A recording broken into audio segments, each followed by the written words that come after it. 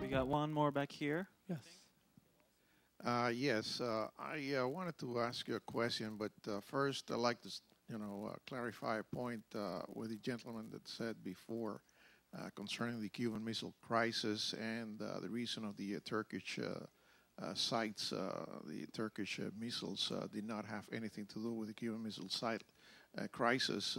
They were just a pawn in the game and a settlement of the situation. I mean, the Khrushchev put the missiles in Cuba for another reason, and not entirely and not at all related to the Turkish missiles.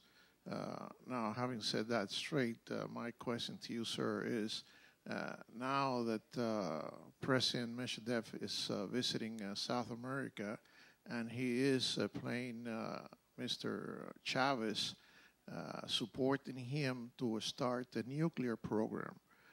Do you think that the Russians, which have not supported the United States in any of the resolutions in the Security Council of the United Nations in order to stop Iran, because they have vested interests with Iran, and Iran is developing, it's a nation which has ample oil reserves, and yet they are allegedly exploring the nuclear things for peaceful purposes.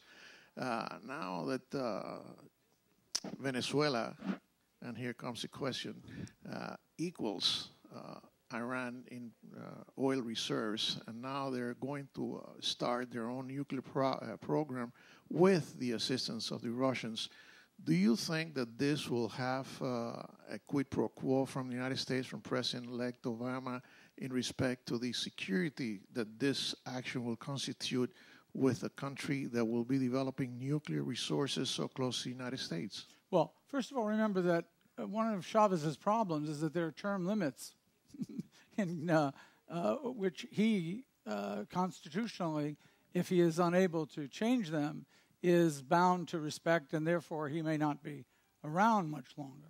Having said that, I think that this approach to the Chavez regime by Russia started long before this election. This is simply the tip of a large iceberg that is certainly not on a course that is irrevocable. I do have to ask you, however, because the gentleman who mentioned the relationship between the missiles in Turkey and the missiles in Cuba, which you very adamantly disagree with, I would be curious if I could impose on you to give me some indication of how you can be so certain that, in fact, there was no relationship between the missiles that we had in Turkey and putting missiles in Cuba. Were you a member of the Politburo? I mean, I don't want to expose you in the front of this group, but I'm just rather curious how you would know something that... well, it's recorded data, and it's a matter of public records, and part of the records in the John F. Kennedy library, public library, and his library, that during the missile crisis, the Turkish issue only came out as a result of a negotiation in order to save face and a quid pro quo basis, which the United States could not admit readily to the public until several months later after the crisis had ended. So really the reason and the origins of the missiles being placed in Cuba were not as a result of the Turkish missiles. The intentions were there to intimidate the United States by having a presence so close to the United States of nuclear missiles. I have to say that I take a slightly different view historically. If you recall, the announcement of our agreement to take the missiles out of Turkey was what was kept under wraps for several months. But the knot that tied the bow of the ending of the Cuban Missile Crisis was our willingness to take and our offer to take our missiles out of Turkey if we were allowed to keep that secret for a period of time. So the discussion of the Turkish missiles was every bit a part of the negotiations relating to the end of the Cuban Missile Crisis, as I recall.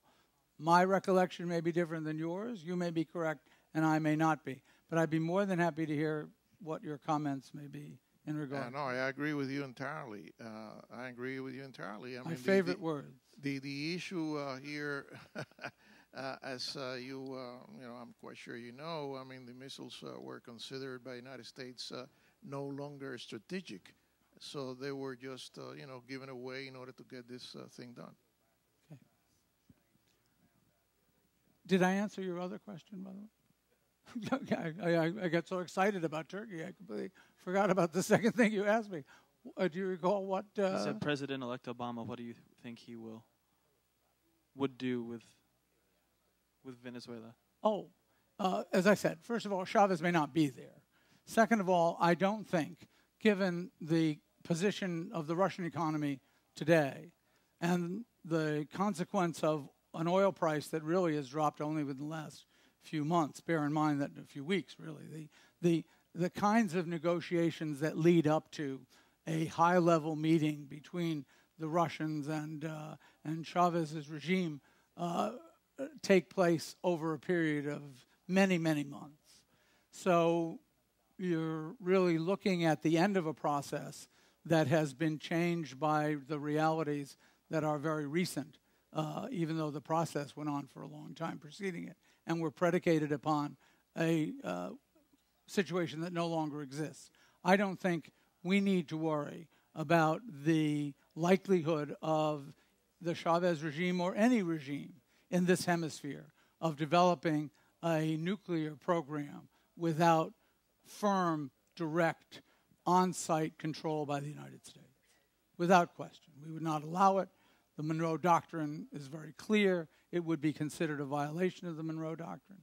And other than pandering to the Chavez regime and sticking a little needle in what was thought to be the potential of another Bush presidency by any other name, I don't think that idea is going anywhere.